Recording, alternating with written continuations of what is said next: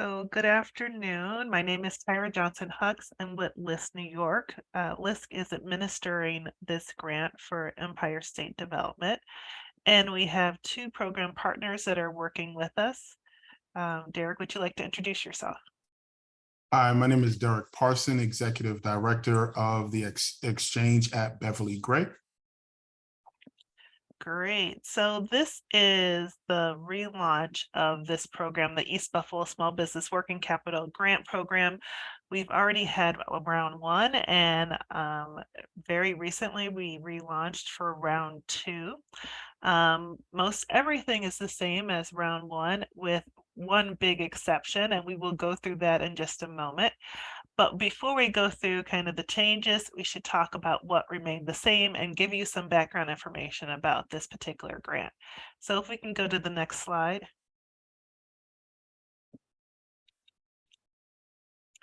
A few housekeeping issues first. This webinar is being recorded. It will be posted at the LISC.org/NY website. For all the participants, which we only have a few, we ask that you mute yourself. And during the presentation, if there's questions, we ask that you use the chat. And after the presentation, there will be lots of time for question and answer. And let's go to the next slide. Okay, a little bit of background information about this grant. This is part of an initiative from Empire State Development and from our governor, Kathy Hochul, to help largely minority-owned businesses, help them rebound from the tragedy that happened on May 14th at the Tops Market. So the program is focused on that geographic area surrounding that Tops Market area, which is, many people know it as the Jefferson Corridor. And this program has been funded by ESD, or Empire State Development, and it provides grants anywhere from $5,000 to $50,000 to eligible businesses in this designated target area. Eric, do you have anything else you want to add to that introduction? No, I think that hits on it. We had an exciting first round, so we are all excited for this second round that we're doing. Yes, we're very excited. We got to see several well-known businesses were awardees, and it's great to see that type of grant activity with them, but also lead to economic development as well. And hopefully you'll be hearing some stories about some of those awardees in the upcoming weeks. But for now, let's jump back into our eligibility criteria. So this is actually outlining where the businesses have to be located. So I know it's called the East Side or East Buffalo Grant Program, but not the entirety of the East Buffalo is eligible for the grant. This is a written description of the geography, and in one moment you'll see an actual map, but I will read this off. So Main Street, which would be the western border of it, and for Main Street it would be both sides. There's going to be a little jog that goes to north and then down to Michigan Street. You go down Michigan Street, south to William Street. And then on the eastern side of the border, previously it was the 33. Now it's actually the Belt Line. That's also known as the Eastern Rail Line, Eastern DL&W Rail Line. Most people call it the Belt Line. And so property is on the west side of that corridor. The rail line actually has kind of a buffer on each side of it, so its properties on the west side of it. And then to the northern border is the Kensington Avenue. And so again, its properties on both sides. So let's look at that map. So you can see here, it looks a little different. Some people that applied in the first round may now be eligible for this second round. We have some zip codes, only one zip code in its entirety, but several zip codes that have a portion, which includes zip codes 4208, pretty much in its entirety, portions of 14209, portions of 14204, also portions of 14206, as well as portions of 14212, and finally portions of 14211. But just because you're in that zip code does not necessarily mean you are eligible. There are portions of those zip codes, so it's very important that you look at the map and see which side of those boundaries you fall on. I know we're already getting questions about, well, I'm not sure if I'm in the geographic area. If you are, hopefully you can look at this map and determine if you're having issues. We do have, you can go to list.org/NY.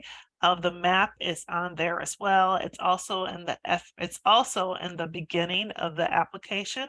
So there's several different places that you can see that map. Anything else to add to that, Derek? No, I think it's really important for everyone to, if they have any questions regarding their actual location, feel free to contact us here at the Exchange or over at the Foundry for just clarification, or directly for clarification on where their business falls, right? I think some people sometimes misconstrue where their business might be. It may fall on a side street, and so that might not qualify.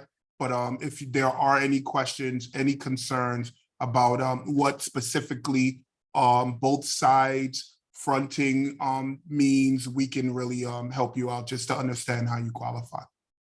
Yeah, I was actually driving down William Street yesterday and saw a lot of businesses and thought, oh, okay. So there's businesses, actually more businesses are on the, I guess, the southern side of the street than there are Right, on the northern side of the street. So if you're on both sides of William, you qualify. right.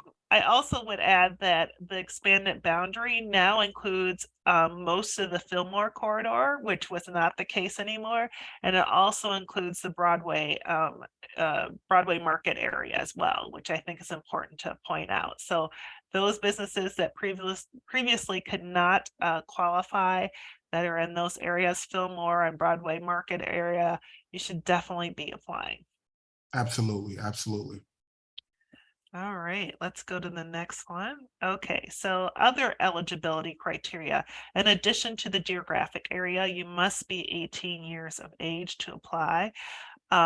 You can only apply for one business only. Now, this has already come up in the second round where we have, entrepreneurs. Derek, you're one of those, the serial entrepreneur. So you have like 14 businesses, right? So you can only apply for one business. So we recommend that if you have multiple businesses, you pick the one that has the highest sales or the highest gross receipts, and you apply for that one because your grant is directly tied to what your gross receipts are in a particular year, which is 2021. But if you have multiple businesses, you can only apply for one, or you can only be awarded for one. And if you were in round one and you were successful, you will not be getting a grant in round two if you have a different business. Let's see. This next bullet point is something that comes up quite often in terms of questions. Both residential, meaning home-based, and commercial businesses may apply. We consider small businesses to be less than 100 employees, and you can be in any industry.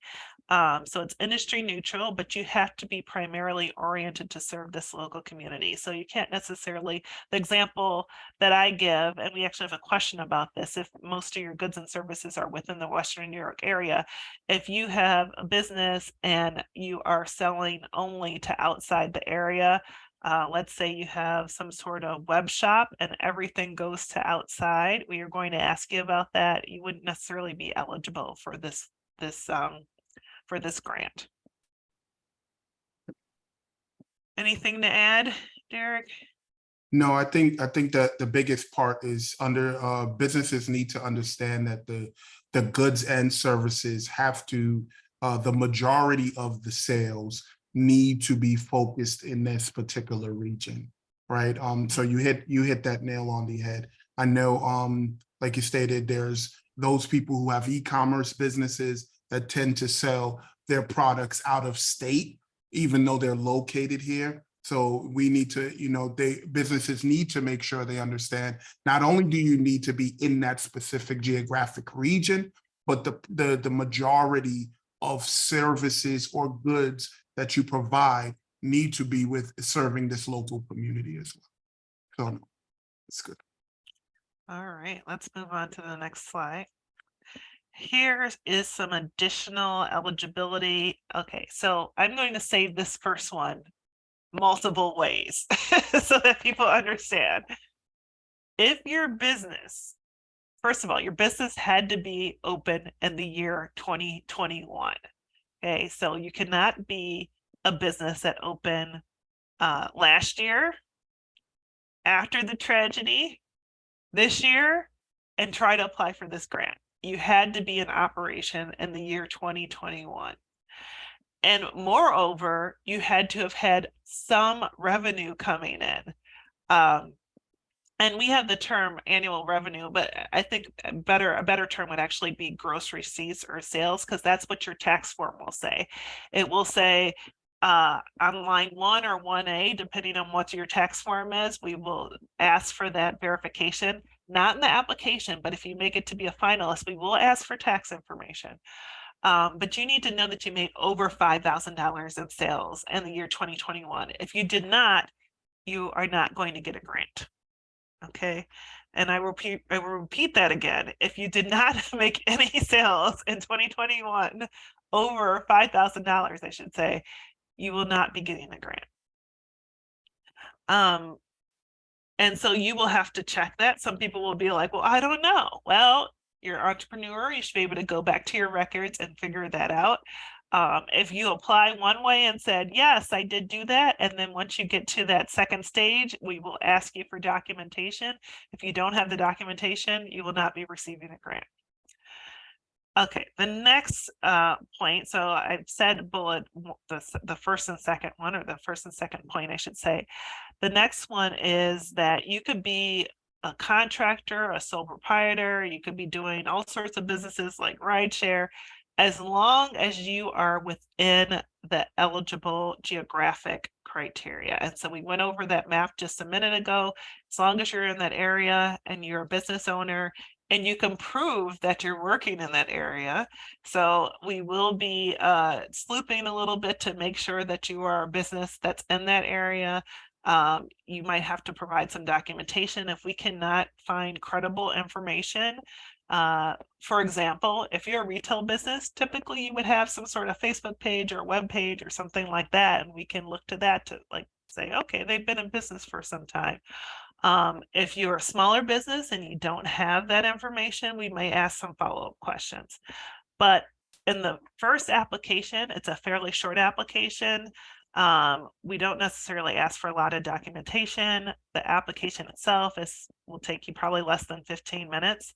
So just know that if you should apply, but we will be asking follow-up questions later on. Franchises are eligible, but grants are limited to 1 per franchise owner. So if you have a franchise and let's say you have 2 owners for it, only one of the people that are a franchise owner will be able to get a grant. And then also, another thing that I cannot stress enough, you have to have a business bank account. And when it comes time to get payment, we are going to ask you for information about that bank account. It has to be verified. It has to be correct in order for you to receive that grant. Anything to add, Derek? I think, just stressing again that these are verified by tax returns, right? So we're saying to everyone that, listen, as you submit that application, it would behoove you to then make sure you get ready those tax returns that were filed for 2021. That way, you'll be prepared and ready to submit those when the verification process does come about. So that's going to be extremely important in order to move forward in the process, as well as that business bank account.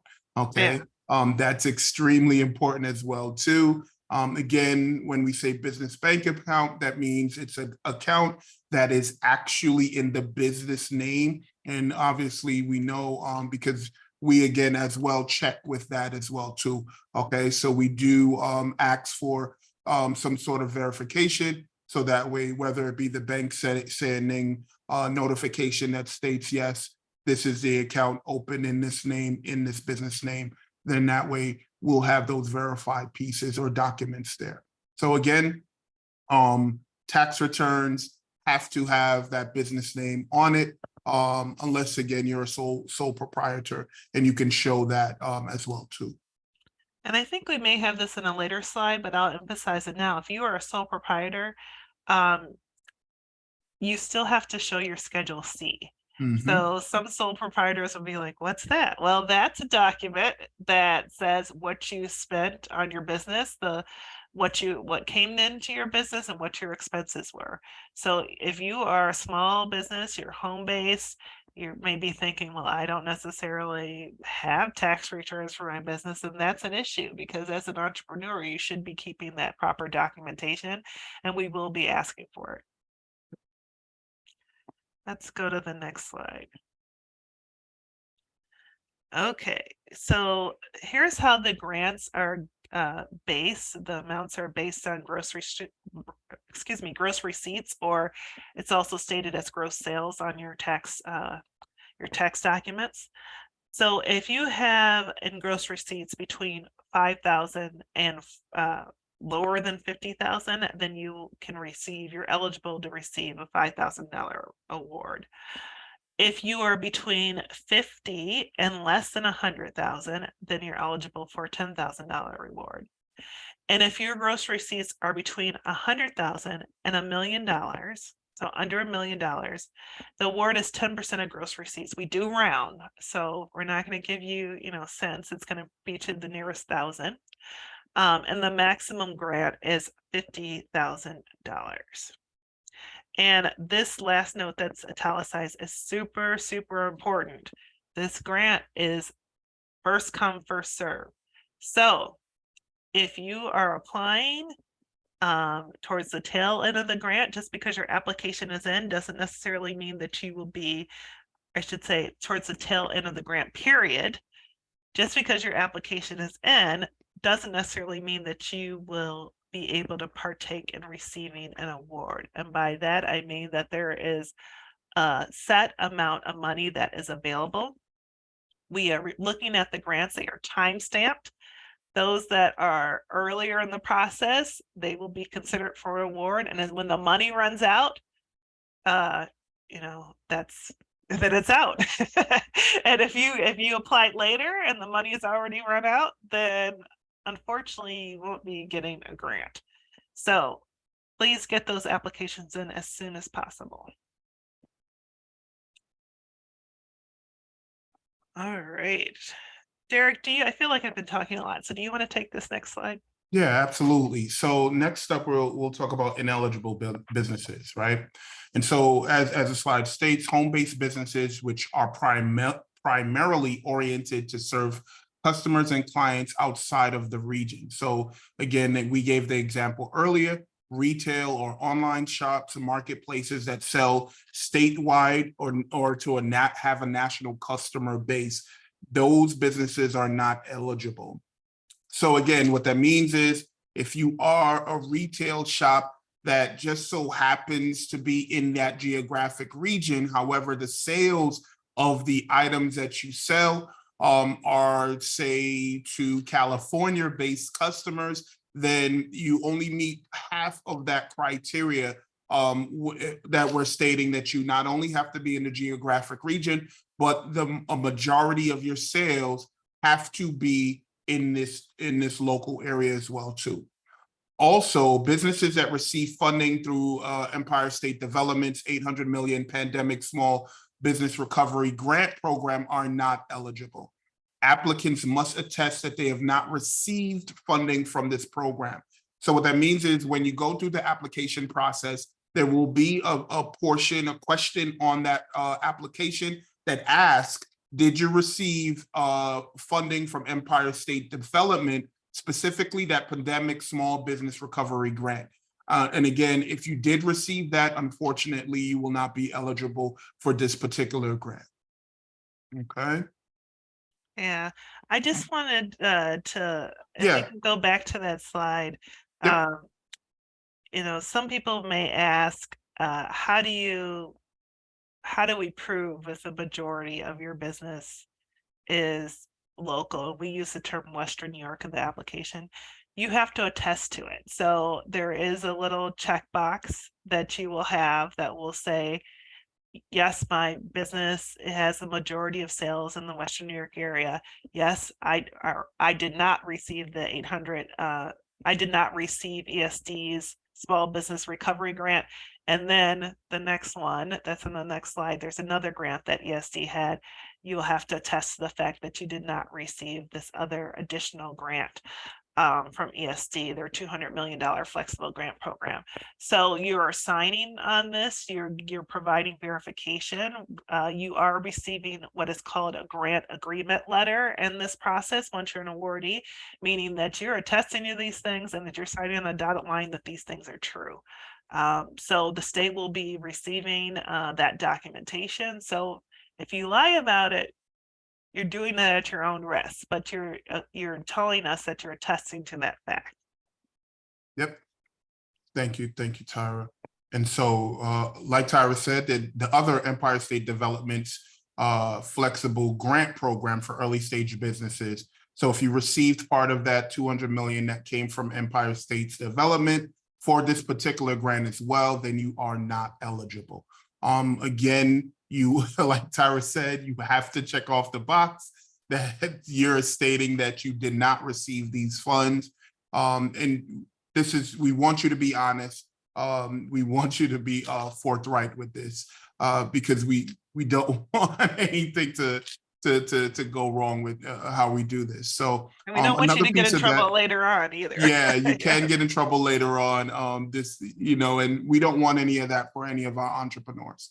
Also, religious organizations, lobbying organizations, and elected officials who may have businesses of their own, they are not eligible to receive funding or through these grants under this program. Derek, I think it's worth us discussing what we mean by business, because we've actually had a number of nonprofits that applied in round one, and they're ineligible. And it will stated several times within the application process. And I know you and I had a conversation about this. Nonprofits, they're social enterprises. So sometimes they call themselves businesses, but what we're talking about are for-profit entities. Absolutely, and that's a great distinction. If you are a nonprofit, you have to remember the other term that is used is not for-profit entity, right? And so we are only targeting those for-profit entities, corporate LLCs, corporations, those businesses. So unfortunately, religious organizations, lobbying organizations, and of course, elected officials who do have their own or are owners of businesses will not be eligible because of the type of grants that we are giving out through this program. And I'll put it one more way. If you are a 501c3, you are not eligible for this. So all the 501c3s, you may think of yourself as a business because of all of the hard work you're doing and the services you're providing, but 501c3s are not eligible. Correct. All righty. Let's keep going. Okay. And so you're going to come to the application. And so this is as you go, once the grant cycle is already open, it started on Friday. And so when you go to the LISC WNY website and you look for this grant, what you will come to is, when you start the grant process, is our terms and conditions, right? And of course, if you know, these terms and conditions govern the entirety of the grant, letting you know exactly what to expect and what we expect from you as an applicant.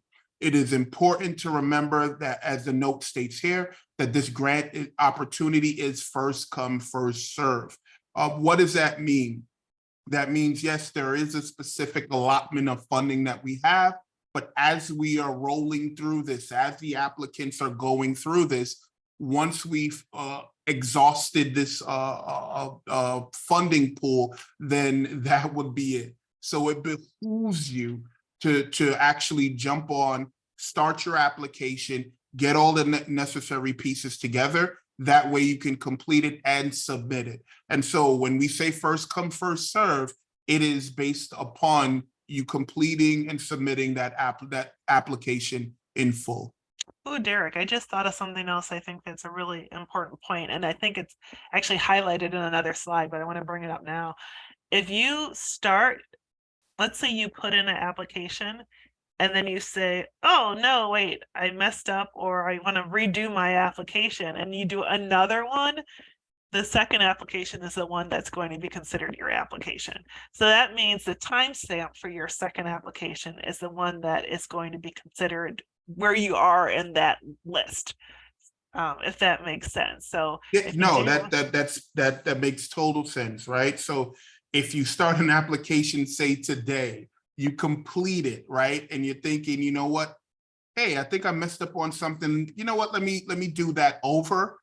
If you complete it tomorrow, the one that it's done tomorrow, that's the one that actually will be used when we talk about that timestamp reflection.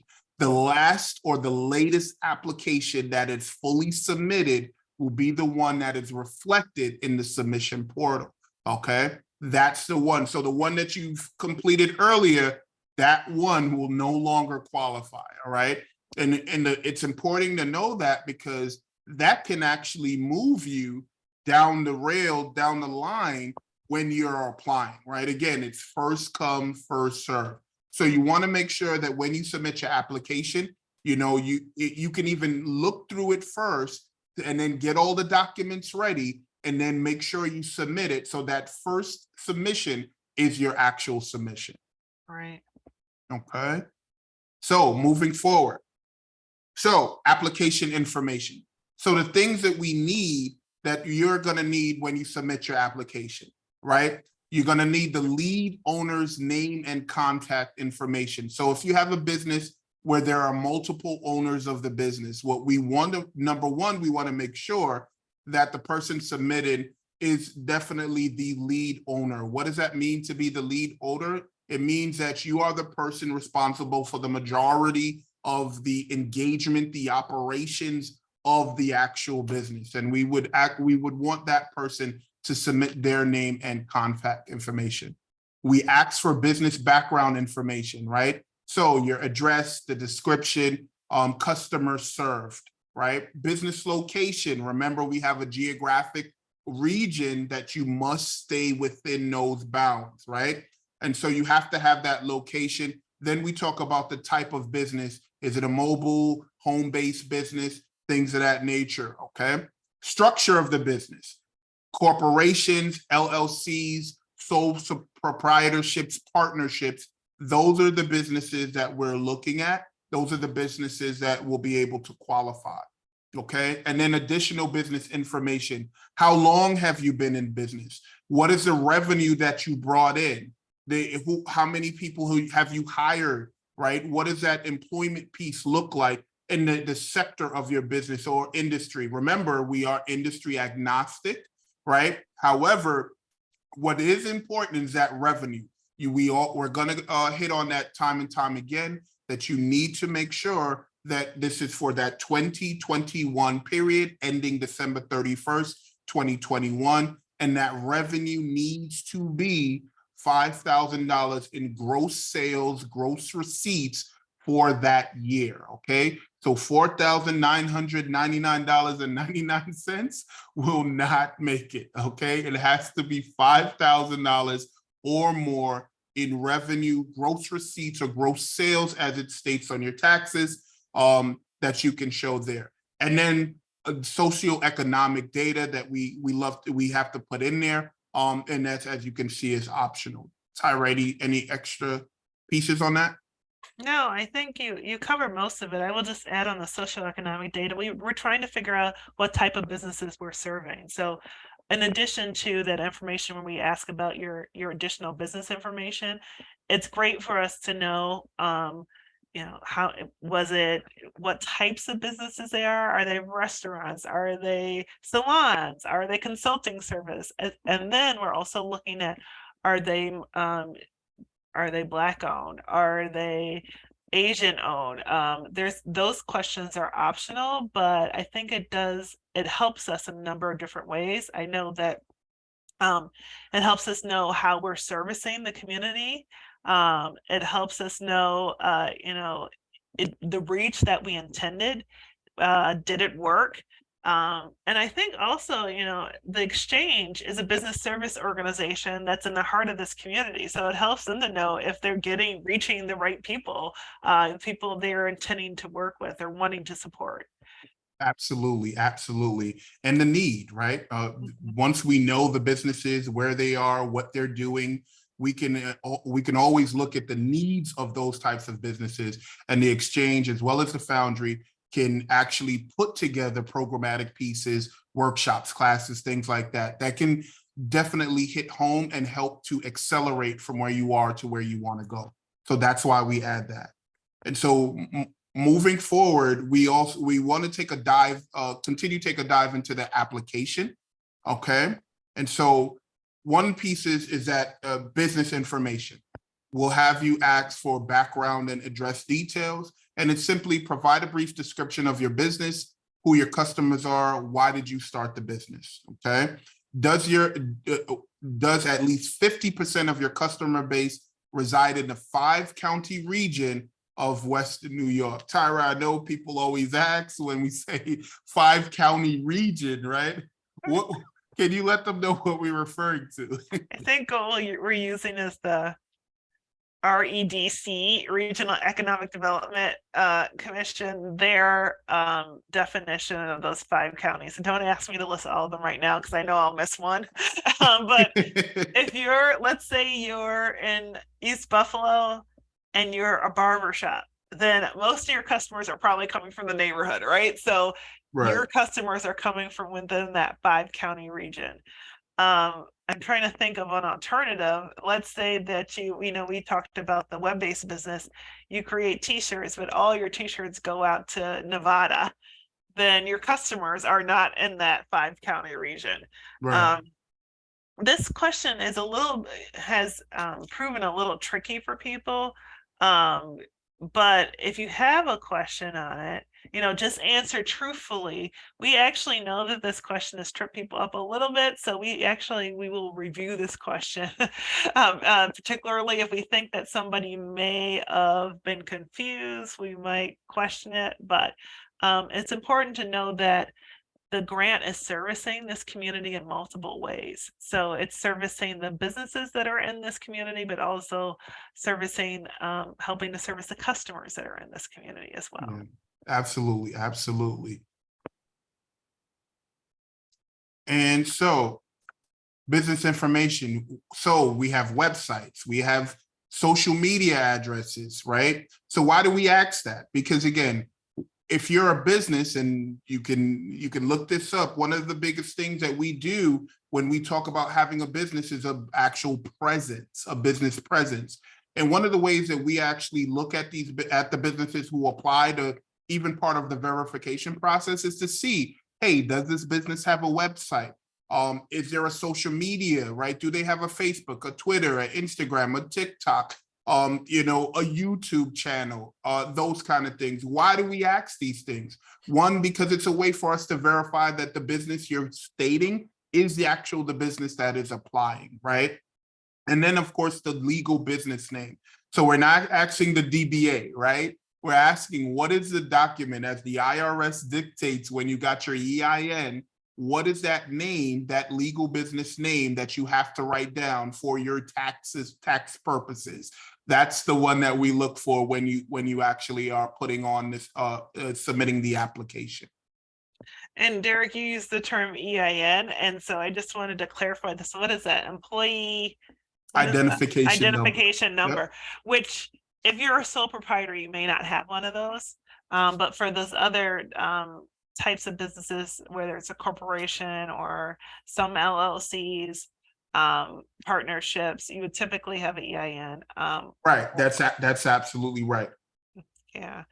I wanted to address a little bit, go back to that whole social media thing. So Mhm. everybody that knows me knows I'm not social media savvy, but I will tell you that one of the things that we do is when we have our pool of applicants that we're looking at, we kind of look at the geographic area to make sure they're in it. We look at some other things, and then we start diving into, oh, I didn't know this business existed. Let me let me see if I can find something on them on social media, or if they have a website or something. I can't tell you how many businesses that we could not find any digital presence for. And so it brings up red flags. If if you're saying you've been in business for 10 years and there's nothing on you on the website, you better believe that we're going to be looking very carefully to make sure that you are a legitimate business. Not to mention that one of the things that we do is we actually do background checks on all of the business. So we do like a first round of checks, kind of like making sure that they seem to be a legitimate business, but we also do background checks. Remember, this is state funds, so we have to do our due diligence. All right. All right. And so moving forward, revenue information.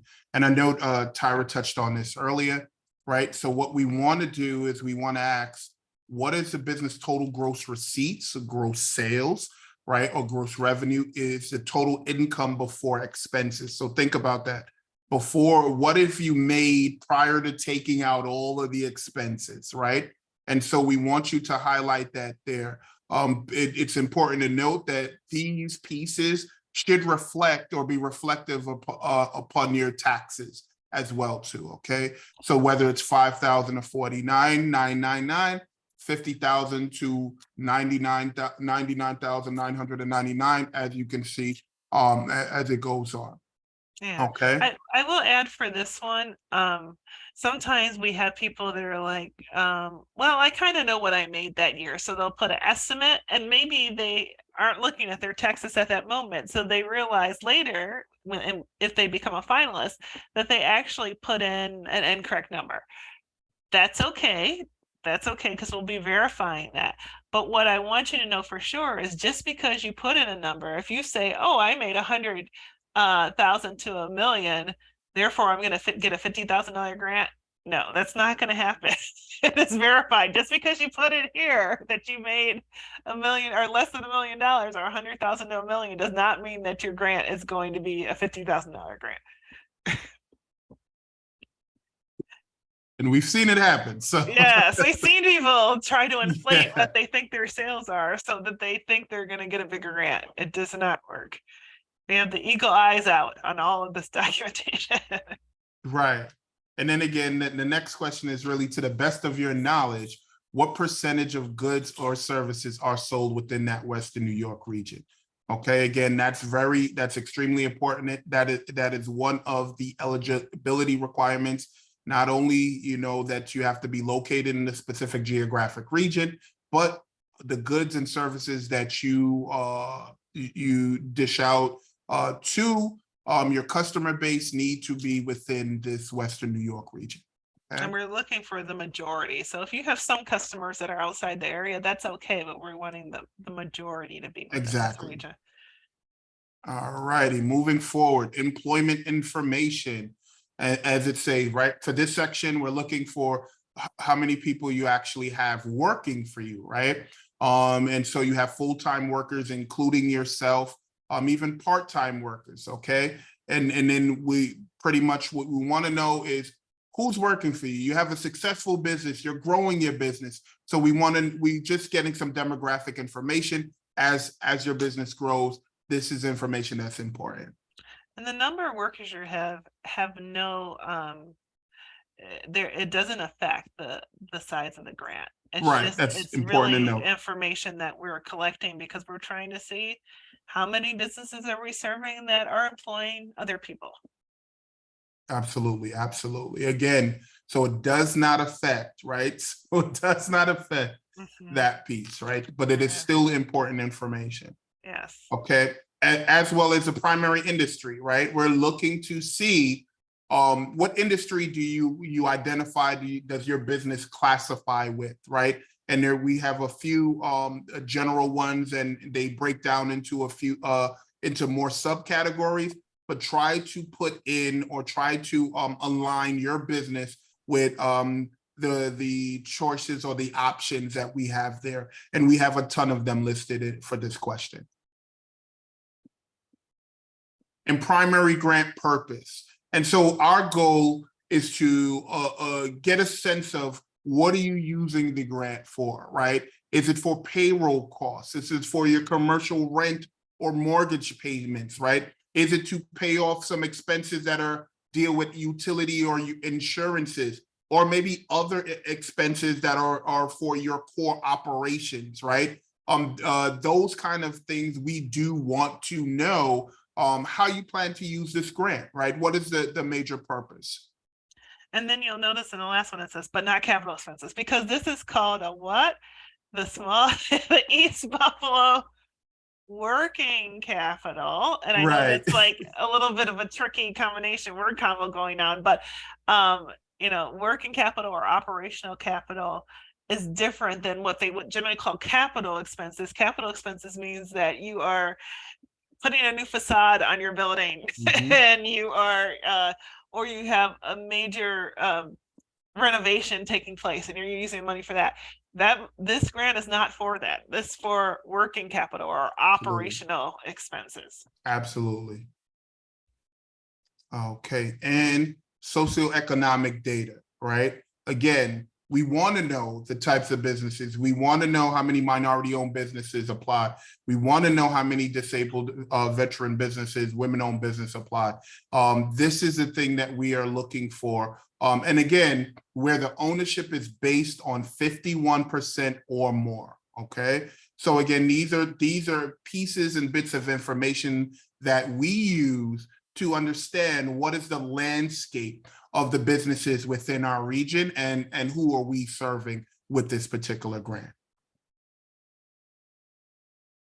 All right, uploads and attestations, right? And so as we say that, remember, Tyra made a specific point. You must attest to certain things in order to be granted the eligibility of doing this application, okay? So uploads, proof of business license, right? So you have to put in your DBA filings, LLC, corporate filings, those things, or if you are sole proprietor, your most recent Schedule C form for that 2021 year, okay? You have to attest that you are located within that eligible geographic area. Remember, unlike the first round, the second round is expanded more, okay? So you have to be very specific. Some areas we have both sides that you can be on, other areas it is not that. So you have to pay attention to that, but you must attest that you're within that geographical region. The funds are being used for operating support, right? And again, that includes such as rent, operating expenses, purchases, insurance, general business expenses, but as Tyra stated, not your capital expenses, okay? You must attest that you have not received funding from Empire State Development's Pandemic Small Business Recovery Grant, as well as their flexible grant program for early stage businesses, all right? You must attest to all of these things, especially those two specifically, okay? And I will say that we have the attestation for the geography. Yes, you'll test, but we'll double check these things. we're gonna have you put it on there, but we are, again, this is state funding. We have a responsibility to make sure that the businesses that are receiving these funds are within the targeted geographic area, that they're actual businesses, and they're not engaged in fraudulent activity. And so we did see in the first round several bad actors that were trying to receive funds, but they were not legitimate business owners. We saw other activity where people were pretending to be business owners or representatives of businesses. And so, we did our due diligence because this application is meant to be done fairly quickly. We did not want that to be a hurdle for the business owners to get their foot in the door and finish the application. But once you get past the application, there's going to be more things that we ask you for in terms of, uh, documentation. If you are a home-based business, we will ask you to do a check-in with either the exchange or the Foundry. So, the application is the first step. It's meant to have a very low friction in terms of getting you in the door. But then if you get to that next stage, we will be making sure that these things are done legitimately and that the information received can document the things that we need. Absolutely, absolutely. So with that being said, we want to talk about other considerations, right? And so one of the biggest things, again, you should only apply once, right? All applications are time stamped. Remember, if you apply 2 times, the last fully submitted application is the one that will be utilized for submission. All right. That is important. We cannot say that enough. Please, once you go through it, you may look at it, you may say, hey, we're ready. We're ready to submit. Just recheck your information a few times, just so that you can be sure, because we don't want you to submit 2 times. We just want you to do it once. It's important. Application period ends on July 21st. Again, we're saying to people, while the application period ends July 21st, there is a possibility that the funds may already be depleted. So do not wait. I implore you, do not wait until Friday, July 21st to submit your application, right? This is on a rolling basis and it's first come, first serve.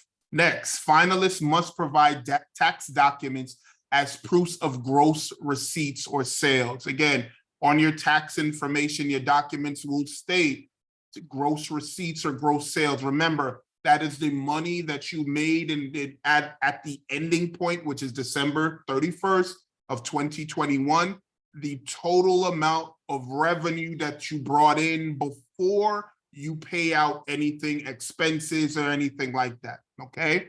It will have a line item there on your tax documents to show that. So that is what you'll be using to provide proof, as well as when you submit how much you made for that particular year. Home-based finalists will be required to check in with either us here at the exchange or our partners down the block at the Foundry. Okay, you must be able to come in and you must check in with us to show actual proof of who you are, right? And then, of course, provide evidence business is operating at that given address, okay? So there are things that will happen as the application rolls on, should you make it into the next stages of the application. So you want to make sure you get your tax documents ready, you have your business bank account information ready, that you have all of your verification documents ready, should you be able to move on to that next round. Tyra? And I just wanted to say, we are trying to encourage all businesses to apply. And I know that we've talked about home-based businesses specifically and some added criteria that we have for them. We're not trying to pick on home-based finalists or home-based entrepreneurs. It's just that, sometimes we have bad actors and they may pretend to be living in East Buffalo or have a business in East Buffalo and taking that money away from somebody that should really be getting it instead. So we are very, very diligent about the fact that it's easier. It is easier to kind of fake that you are a home-based business. So we're diligent about making sure we check all the boxes with the home-based businesses. Absolutely, absolutely. And then, so as we wrap up this webinar, our application assistance, right? So As I said, we're here at the Exchange at Beverly Gray, as well as right down the street. The Foundry is here to assist, right? Applicants, if they need, with scanning documents, accessing a computer to actually do the application. Should you not have, say, adequate internet at home, or if you just need to understand the application even more, you can come down to the Exchange, or you can come down to the Foundry, and then you'll see the hours that we have here at the Exchange: Tuesdays and Wednesdays, 10 a.m. to 1 p.m., Thursdays, 1 p.m. to 4, and the Foundry, Mondays, 6 to 9, and Saturdays, 9 to 1. So we want to make sure that this process for filling out the application is as simple as possible. We also wanted to make sure that every applicant had the resources available to be able to fill out the application, get the assistance needed, ask the questions that they need to ask, and get the answers that they need so they can get their application in as quickly as possible and in the right fashion. And so that's why the Exchange and the Foundry are here to assist while you're going through and working on this LISC grant. Tyra, anything you want to say?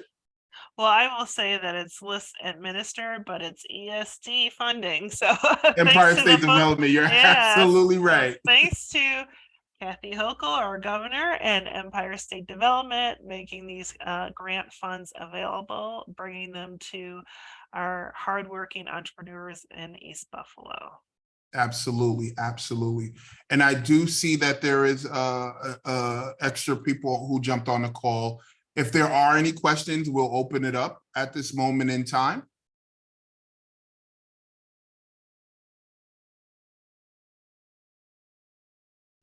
Well, I'm not seeing any questions. However, And I don't see anything in the chat either. right.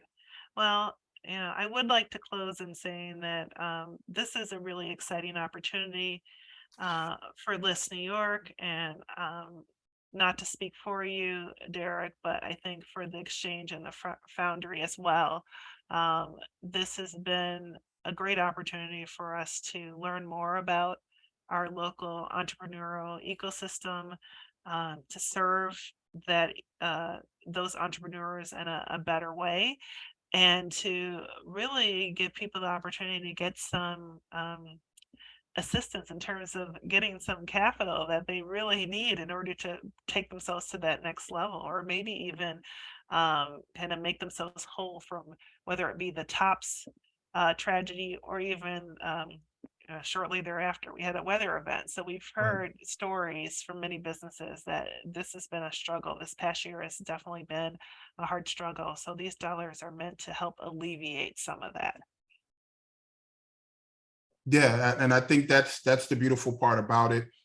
This round two is even more exciting because we've widened rather the geographic region. And so that's going to allow a lot more businesses who need the assistance to apply. So we are excited to see how many applicants come in, and we're even more excited to, as you know, the Exchange and our partners over at the Foundry, we're super excited to still help out and be that voice, be that resource advocate for any of the entrepreneurs and business owners who apply. Derek, you made me think of one more thing that we should make note of, and Yep. that is because when we said we extended the boundaries, we know that in certain pockets of our East Side communities, we have more international applicants, new American applicants, people that may speak languages other than English. So if you need assistance with the application, we do have or the Exchange has an extension or working with the International Institute. So if you know of somebody that is having issue or they need some help, you can go to one of our partners, and they can get a hold of somebody at the International Institute to help with either interpreting the application, or helping to interpret between the Exchange and the business owner any questions they may have. I will also say that we do have the application available in 12 different languages, I believe. So, you know, you can see a PDF copy of the application in many other languages. Right. And that's great. That's a great point. Accessibility, right? So we want to make sure that everyone is able to access the application. So definitely our partners at the International Institute are there to help us with that. All right, Tyra, you want to close us out and wrap us up? I don't know what else to say. Please apply as soon as possible. And if you need help, go see our friends at the Exchange at Beverly Gray and the Foundry. All right, now, thank you so much for your time and so excited for all that new applicants to come in. We can't wait. Thank you and enjoy. Bye.